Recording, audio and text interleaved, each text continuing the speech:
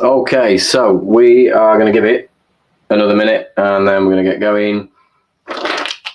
Currently talking to no one, so I will wait for people to jump on and then we'll get cracking. All right. Right, so we've hit 6:30, so I am going to get going simply because this is being recording and it'll look a bit strange if I was to just be sat there doing nothing while I wait for people to jump on. So what I'm hoping is that people jump on and they can pick up what we're going through tonight nice and easy. So the topic for tonight is something included in key idea 6.3, and remember this is of the A-level Edexcel specification for geography, and it's all about the unbalanced carbon cycle. So the videos that we've had so far, they include going through what the core elements of the carbon cycle is. So if we were to just leave the carbon cycle to continue naturally without any anthropogenically forced changes to occur within that carbon cycle, that's what it would look like. So we've looked so far at the slow geological cycle that takes place over hundreds of millions of years. We've then looked at the oceans, and the time spans contract, don't they, to kind of, days, months, years, tens of thousands of years, and then they can extend obviously to hundreds of thousands, sometimes between ice ages. And then we looked at the terrestrial biosphere as well and everything that took place there. So the focus for this is going to be the unbalancing. So when there's a shift in that dynamic equilibrium, so either there's a change in the inputs to certain stores or there's a change to the outputs from certain stores. So mainly your unbalancing refers to, as we've said,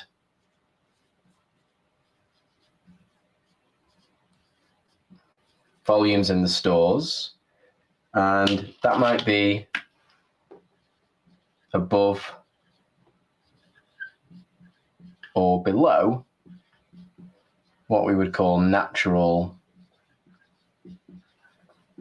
background levels, like we said. So outside of that anthropogenic influence. So your classic one that we always think of when we think of an unbalancing of the carbon cycle is that there is now more CO2. So there's increased CO2 in the atmosphere.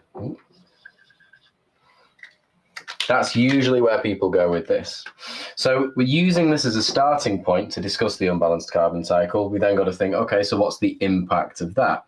Well, we know that CO2 is what we would call a greenhouse gas. And because it's a greenhouse gas, that means certain things will happen. So I don't want to assume that just because you're an A-level geographer that you understand the intricacies and every single step of the explanation of the enhanced greenhouse effect. Because we don't just talk about the greenhouse effect when we're talking about an unbalanced carbon cycle. You have to refer to it as the enhanced greenhouse effect. Because the greenhouse effect is something that has allowed life to exist on the planet. The natural greenhouse effect is what keeps the Earth's temperature at an average of around 15 degrees C, which is something that permits the existence of life. So that's been around since the beginning of more complex life forms. The enhanced greenhouse effect is where we're increasing it from this global average right here. So let's look at the mechanism behind what's actually happening here, because we need to understand that mechanism of global warming. So this is the sun, and this is the Earth. The sun releases shortwave solar radiation. Now, naturally, there are clouds, and they give the atmosphere a certain what's called an albedo. So there's around 30% of this that is reflected back out into space. The remainder makes its way down to the surface. This is then absorbed. So this shortwave radiation, so we'll call it shortwave UV radiation, is then absorbed and re-radiated as long-wave infrared. Now, the natural greenhouse effect is because there are greenhouse gases already in the atmosphere, so that means a certain amount of heat is going to be trapped. But when we increase the volume of greenhouse gases in the atmosphere, that means that more is absorbed by the atmosphere and therefore makes its way back down to the planet, and that is when we get global warming. So that's the starting point of understanding the unbalanced carbon cycle. And remember as well, it's not only CO2 that is a greenhouse gas. There's also methane, CH4. There's also what we would call tropospheric ozone. Water is also a greenhouse gas. And there's also CFCs as well. They're also a greenhouse gas. And then there's nitrous oxides. Many things are a greenhouse gas, but 89% of greenhouse gases in the atmosphere, or 89% of that increase, is from CO2. So the unbalancing is moving from that point of balance, and therefore it's out of line with natural background levels. CO2 is going to be our main focus for this, and it leads to the enhanced greenhouse effect, which is what we see here, that leads to global warming. So they're the two main things that we focus on. So in terms of how this is going to affect the planet and the planetary systems, we're going to first link it to the water cycle, and then we're going to link it to the oceans, and then we're going to link it to the terrestrial biosphere, and then we'll be done. Okay, so it's a whistle-stop tour around the unbalanced carbon cycle. So in terms of the impact on the water cycle, it's easiest to explain this using a globe and the different latitudes, what's happening at the different latitudes. So we'll start at the equator, or along what you should now know as the ITCZ, which is the Intertropical Convergence Zone.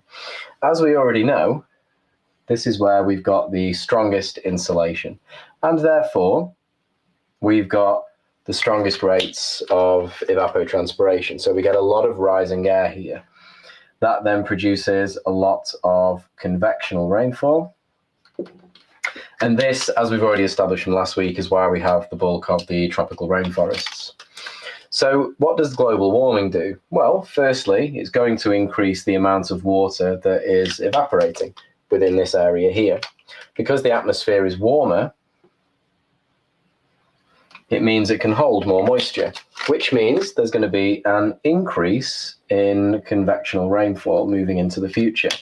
Now, a really important figure that you've got to remember here is that for every 1 degree increase in temperature, there is a 7% more moisture in the atmosphere. Now, when there's more moisture in the atmosphere, that essentially means that there's going to be more rainfall. Okay, so our first impact of the unbalanced carbon cycle on the water cycle is that there's increased convectional rainfall along the ITCZ, and what that means is you are going to get more floods. Now you can relate this to both ecosystems and obviously impacts on people. Now we don't have to do that until inquiry question 3, but we might as well make reference to it now. So in terms of ecosystems, increasing floods in this area here, we're going to get more soil erosion, for example, and therefore there's going to be less carbon stored in the soils. In terms of a human impact, anything from death, destruction of crops, contamination of water sources, lots of things.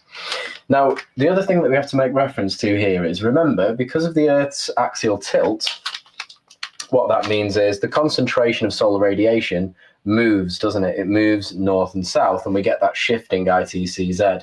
So around this latitude here, areas such as India, Southeast Asia, Pakistan, Bangladesh will experience monsoon season. So monsoon season rainfall is also becoming more intense simply because we've got more moisture being held in the atmosphere. So it's not just here. This gives you an extra bit of development from your paragraphs in terms of you don't just have to talk about the ITCZ and the equatorial regions. You can talk about, well, also remember when the ITCZ moves north, particularly during monsoon season, that monsoon rainfall is going to become more intense. Okay, so that's the first thing we talk about with impacts on the water cycle. The next thing we talk about is what's going to happen around this latitude here, which is 30 to 32 degrees latitude. Now, because we get more evapotranspiration around 0 degrees latitude or along that ITCZ, this movement, this convection, because of the increased warming, that becomes stronger. Yeah, so we've got more energy in this part of the system here. And then remember, because this is a cell, remember it's called the Hadley cell, normally it moves in this sort of direction here like this. Now, it's not a perfect kind of box system there. The air descends from around here in this sort of way. So you'll get your deserts aren't just a line, they're kind of a strip, aren't they? And this is where we have descending air. And when we have descending air, we then have high pressure. Yeah, so descending air, high pressure. What's happening, because this is stronger, this movement here, that then gives energy to this direction here, which means that the Hadley cell is expanding. Yeah, this is one of the most popular paragraphs that I teach my students. They seem to remember it really well. So we've got this extending cell. So what that means is that there's an increasing number of areas now that are experiencing high pressure weather systems. High pressure weather systems essentially mean very low rainfall, very low rainfall indeed. So this is why there's a lot of areas in southern Europe that are now experiencing pretty strong droughts, particularly during the summer months. One of the areas that I always teach is Greece, and it's 20 to 30% decreases in summer rains. Yeah, so that's another impact of the warming atmosphere on the water cycle. So you've got increased floods in some places, i.e. wet places getting wetter, and you've got increasing droughts in places that already experience low levels of rainfall anyway, so you're getting dry places becoming drier. Now, all of this as well, when we've got increasing temperatures, any areas where there is standing water, and where there's reservoirs, there's going to be more water evaporating from that standing water, isn't there, and going into the atmosphere and making its way into the air cells. So there's going to be less water in dry places, and there's going to be more water in originally wet places. So that's southern Europe. Now, other than this, what's happening in the mid-latitudes? Well, in the mid-latitudes, they're quite a variable area anyway. And the easiest one to make reference to, so let's say we're up here, easiest one to make reference to is the UK. And it's quite simple. It just means that winter floods are more extreme. Yeah, so our winter floods will become more extreme. Quite simple. So the mid-latitudes are also experiencing more extreme flooding events, and it's all to do with the fact that obviously there's more moisture in the atmosphere. So frontal rainfall that we get here becomes more intense. Now, where it starts to get really interesting is where there's areas on the planet. So I've put a star here, and I'll shade in this region up here. This is kind of like 50 to 60 degrees latitude. And above is where we've got changes to the cryosphere store. And obviously, globally, where there are cryosphere stores, they're experiencing large-scale thawing. Okay, so what that means in the short term is increased meltwaters. Yeah, so in the short term, there's increased meltwaters, and therefore, because of that, there's going to be widespread flooding. So there's going to be increase in flooding events, certainly around here. So like places in Alaska, like the Yukon River, huge increases in flooding. But what's going to happen over the long term is that there's going to be decreased precipitation as snow. So precipitation is going to fall of rain, and that means that the cryosphere store in the long term is going to shrink. So actually, whereas there's increased meltwaters now, longer term, there will be decreased meltwaters and the potential for more drought. Yeah, so the cryosphere is not immune, or areas where there's currently ice pack, they're not immune from drought either.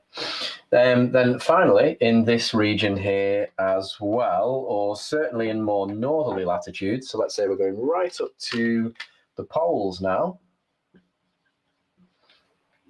and let's say we've got what used to be big ice sheets, big blocks of ice, and sea ice as well. The thing with ice is that it's got a very high albedo. So shortwave radiation comes in, boom, and it's reflected because white surfaces reflect solar radiation. So there's minimal absorption here. Now what's happening as the cryosphere thaws is that this white surface is being replaced by dark blue. So whereas there's quite high albedo in these areas here, when shortwave radiation hits this dark blue, it's absorbed and it's re-radiated as other areas on the planet. And what that does is it increasingly thaws these areas here. And then that means more is absorbed, more thaws. Yeah, more is absorbed, more thaws. So what that gives you is a nice positive feedback loop, because it keeps self-reinforcing itself, if you know what I mean. So four things. So let's say you've got an 8-mark question on how the unbalanced carbon cycle impacts the water cycle. Boom. That would be my recommendation for 4 paragraphs there. So you've got increasing flooding along the ITCZ and anyone who experiences monsoon rainfall. You've got increasing drought at 30 degrees, 1 to 2 degrees either side of the, maybe 1 to 2 degrees higher than the 30 degrees latitude, which is seen as the furthest extent of the Hadley cell. Mid-latitudes, increasing rainfall, particularly when it's frontal rainfall as well, more intense storm events. In higher latitudes, thawing cryosphere, increasing meltwaters in the short term, but decreasing slowly but surely over the longer term. And then at the poles, you've got this, which is the positive feedback loop of thawing sea ice. In addition to this, thawing permafrost, which we'll come back to when we do the terrestrial biosphere. And then there's increasing amounts of heat absorbed all the time, which increases the thawing, and you've got this positive feedback mechanism. This actually is called Arctic amplification. Yeah, Arctic amplification. Just keeps getting worse and worse and worse. Okay, so that's your water cycle stuff. Let's now move on to the oceans. So what happens in the oceans as a consequence of the unbalanced carbon cycle?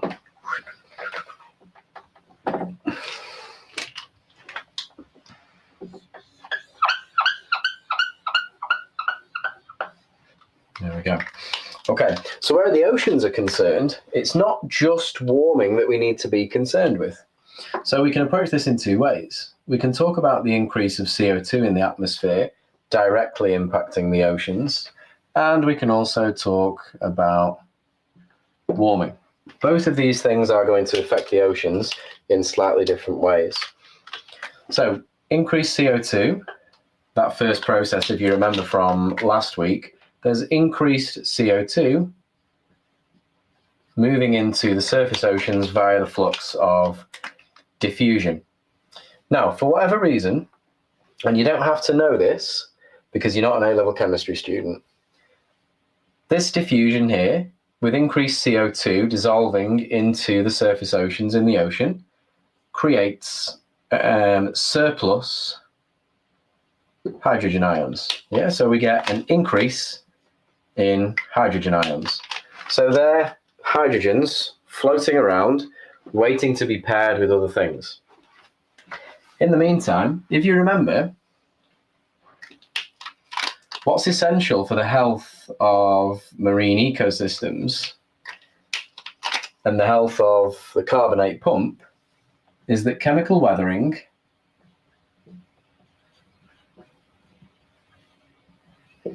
deposits a healthy amount of carbonate ions in the oceans. And normally what would happen as part of the carbonate pump, those carbonate ions would be utilized by anything that needs to form some kind of calcium carbonate exoskeleton. So that would include things like coral, and it would also include things like crustaceans, mollusks. Essentially, if you remember, these are your marine calcifiers. Now, because of the excess hydrogen ions, more of these carbonate ions are reacting with those additional hydrogen ions, and what that is doing is it's reducing the availability of carbonates. So that's impact one. Yeah, so if we were to say there's an impact one, it increases the availability of carbonates. The second impact, when you mix this and this, that forms the carbonic acid. So what we've got here is ocean acidification. So prior to this, or prior to the Industrial Revolution, the oceans were, well, they still are, they're alkaline, and the pH was around 8.2. Nowadays, it's around 8.1, or we could say that it's 30% more acidic. Current projections are suggesting that it could be 7.9 by 2100. So it's becoming increasingly acidic. So what does that mean? Well, for certain coral species, they stop growing at a pH of 7.7. Yeah, so they stop growing. There's also the effect of corrosion. So some of the shells are becoming weaker and weaker. So the combination of the decreased availability of carbonates and increasing acidification is making shells weaker. Yeah, so they've got weaker shells, and that means there's going to be increased predation. So they've got less of a natural defense mechanism. So that means marine food systems all over the planet, all over the oceans, are going to be disrupted by this. So there's going to be more, there's going to be decreasing biodiversity because of increasing predation. In addition to this, coral is the base of the food web. And it's a habitat for 25% of marine species. Yeah, so it's a habitat for 25% of marine species. So it's significant. These impacts are very significant, and acidification is only getting worse. In addition to this, because of ocean acidification, there's also impacts on other parts of the ocean store. Phytoplankton require iron. Yeah, that's one of the main nutrients required for the development of phytoplankton. So with increasing acidification, that reduces the bioavailability of iron. So we may even, because of ocean acidification, get less development of phytoplankton. Okay, so there's all these impacts to consider. And that's just from acidification. The other thing from acidification as well is that there are impacts on certain fish species. So fish, just like any marine mammal, really, they evolve to exist in certain environmental conditions. And when there's changes to those environmental conditions, they think, well, these are no longer suitable for us. So they're going to move. Yeah, a lot of fish species migrate. And that's the same with changes in temperature. But there's other research that's been done to suggest that fish Acidification impacts their balance, it impacts their sense of smell, and it impacts their growth as well. So fish species are becoming less able to thrive in their natural environment. So they're having to find other areas. And again, that leads to knock-on effects. So you might think, well, what's the smell one is a strange one, but their sense of smell allows them to differentiate between predator and prey. So they could smell what they think would be, oh, there's my next meal, and actually it's a predator. Okay, so they're swimming right towards a natural predator. So that's acidification. On this side here, I'm just going to draw some coral again. So the main impacts that we need to think about for warming, one of the most famous ones is coral bleaching.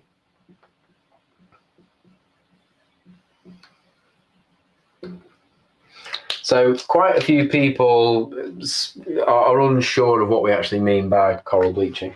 So the coral bleaching process is like this. So the thing that will give coral its colour are these organisms or these bacteria known as zooxanthellae. So this is symbiotic. It's a symbiotic relationship. The zooxanthellae exist on the coral. Yeah, so they've got a home on the coral. And they also photosynthesize on behalf of the coral. When the oceans reach a certain temperature, the coral will eject zooxanthellae. And that's the bleaching process, because these are colourful bacteria. Okay, so they will eject. And then no more photosynthesis, no more food source, and so they almost just become skeletons. Yeah, so there's been widespread bleaching events in certain areas. So the Great Barrier Reef, there's been a widespread bleaching effects. And obviously it leads to degradation. We can bring in the same point here about the fact that there's less habitats for marine species. The other thing that we can think about with the warming effect is, if you remember that the thermohaline circulation depends on temperature differences between the tropics and the poles. So if the poles increase in temperature, that means the water is becoming warmer, and that means there's less downwelling. So what that means is, essentially, if you've got a weaker thermohaline circulation, that's less nutrients being cycled around the ocean ecosystems. It's less carbon dioxide being taken down to the deep ocean store. And ultimately, it means that there's more carbon dioxide in the surface oceans, which means that there could well be more in the atmosphere. So a lot of the impacts in the ocean store ultimately then become positive feedback mechanisms. Observe. So just like with the coral, there's warming because there's increased CO2. So we move from increased CO2. So a positive feedback mechanism would mean increased CO2 leading to more of an increase in CO2. Here's how we get there. Increased CO2, enhanced greenhouse effect, warming, becomes warm, ejects the zooxanthellae, no more photosynthesis, which is effectively CO2 into biomass, CO2 into the atmosphere, more warming, process repeats on a cycle. So that's positive feedback mechanisms. And it'd be the same with this. It'd be the same with the thermohaline circulation. So it warms, there's less CO2 taken down to the deep ocean to be stored for longer residence times, and therefore there's more in the atmosphere. Simple, yeah? So there's a ton of positive feedback mechanisms, and that, one of the most important phrases that you can bring in when you're talking about the unbalanced carbon cycle is the degree to which many ecosystems and areas of the planet, areas of the cycle, are approaching tipping points. So where it gets to the point where it becomes extremely difficult to reverse. Okay. Finally, we're pretty much finished with the oceans there. It gives you, I wouldn't necessarily recommend revising any more than that, simply because you don't want to overwhelm yourself with content, particularly not in an essay subject. So the final is the terrestrial biosphere. Now, you can't talk about the impacts of the unbalanced carbon cycle on the terrestrial biosphere without talking about the impacts on the water cycle. because a lot of the impacts on ecosystems within the terrestrial biosphere are a consequence of changes from the in the water cycle. So let's just take our terrestrial biosphere store. And again, this is basic, isn't it? It's because there will be certain ecosystems where the unbalancing is more pronounced than others. Okay, so let's just say one of the impacts from the water cycle, we've got increasing drought, let's say, and it might be a meteorological drought. So what's happened there is there's less rainfall. So where's that going to have an impact? Well, it'll certainly have an impact on forest ecosystems. So the forests will go into what's called forest stress, where there's not enough water. So they will still continue to grow, but it will be a very weak growth, okay? And what that means is they are less resistant. So that could be resistant to pests, it could be resistant to pathogens, and then what will happen is you will get this thing called forest dieback. Okay, so we have forest dieback. So where there's less water, essentially, forest stress, weaker growth, less resistant to pests and pathogens, we get forest dieback. Also at certain temperatures, we will get decreased photosynthesis. Now, one of the things that I teach a lot of my students in the water cycle is the importance of forests in actually creating a source of rainfall. So we've got a forest ecosystem here. We know that transpiration will take place from the canopy. And when we've got rising moist air, we create low pressure. Now you understand low pressure to be like the absence of air. So we've got movements of air up there. And what that does, that mechanism draws coastal air inwards, inland, and with it drawing in like an aerial river of moisture. And that contributes to the amount of rainfall within that area. Now that's particularly true of the Amazon rainforest. So the Amazon rainforest operates on this mechanism here. This mechanism is called biotic pumping. Yeah, so it's trees essentially making their own source of rainfall. So when we get rid of the trees, this biotic pumping mechanism no longer exists. Yeah, so that means that forest dieback will continue to contribute to further meteorological drought. And there we have it again. We've got another positive feedback mechanism. Yeah, so this unbalancing of the carbon cycle is filled with positive feedback mechanisms. The other obvious one is that without trees, there's also decreased photosynthesis, which again means that we increase the likelihood of drought and increase the likelihood of all this happening. So forest ecosystems are very much at risk. The other one as well is in certain ecosystems known as wetlands. If you remember from the last video we did, wetlands are fantastic carbon sinks, and that is because there's very low rates of decomposition because it's anaerobic, so there's very little oxygen within that area, so dead organic matter is added at a faster rate than decomposition can take place. So it builds up into this nice fertile peat source. If there's drought and this wetland area dries out, suddenly now there's an increase in O2, and then decomposition can then take place a lot faster, and that releases CO2 into the atmosphere because of that process of respiration by fungi and detritivores. So once again, that then becomes a positive feedback mechanism because now there's increased CO2 moving into the atmosphere. Okay, so the unbalancing, like I've said, usually ends up creating lots of positive feedback mechanisms. So if we're talking about land-based ecosystems, particularly around the ITCZ, and certainly in areas of southern Europe where there are some wetlands, this is what's going to be taking place. I would suggest that you memorize forest dieback, and then you talk about the impact on wetlands as well. The other thing that we can then talk about is that with increasing drought and forest dieback, and basically like an increase in the amount of dry kindling, we can also get an increase in wildfires. And once again, that is a very rapid release of CO2 into the atmosphere, once again, creating positive feedback mechanism in the terrestrial biosphere.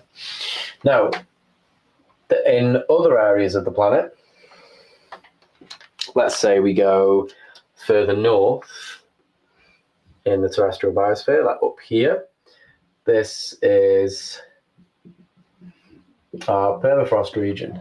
Yeah, so again, a lot like the wetlands, permafrosts have become not carbon sinks, but longer term carbon stores, if you like. So the stores of carbon, there's low decomposition because it's very cold, it's frozen in time. So what happens to the permafrost as it thaws, it then increases the rate of decomposition. And once again, there's increasing amounts of CO2 moving into the atmosphere. Because there's increasing CO2 moving into the atmosphere, more global warming takes place, more permafrost thawing takes place as well. So it's not just vegetation, and it's not just vegetation or ecosystems in warmer areas where the unbalanced carbon cycle is affecting these stores. It's in this permafrost region here with the unbalancing.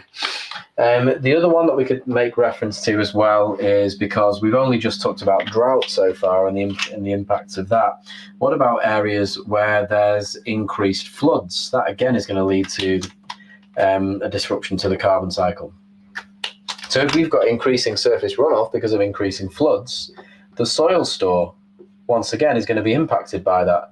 There's going to be increased erosion of that soil store over time. So again, less carbon stored in the soil store. And certainly in areas like the Amazon, if we get rid of that soil, that's it. The ability of that Amazon rainforest to recover, because it almost represents a loss of nutrients, doesn't it? It really brings down that ability of the ecosystem to have any form of resilience at all. Okay, so that's it. That's the unbalanced carbon cycle. 6.3. So that completes inquiry question 1. So what I'm going to be doing next week is looking at some questions associated with this. So we're going to move on from content. I've done three lives on content now. It's going to be a lot more exam focused. So I think many of you will be watching this on a recording rather than live. So if exam technique is something that you struggle with, rather than the content, that'll be a really good one for you to tune in for. Yeah, so it basically, I'm going to take you through how to use that content in explain questions, but most importantly in evaluate questions as well. All right, so I will see you next week, hopefully. Where hopefully more of you will join live and we can have a bit more interaction. Thank you very much.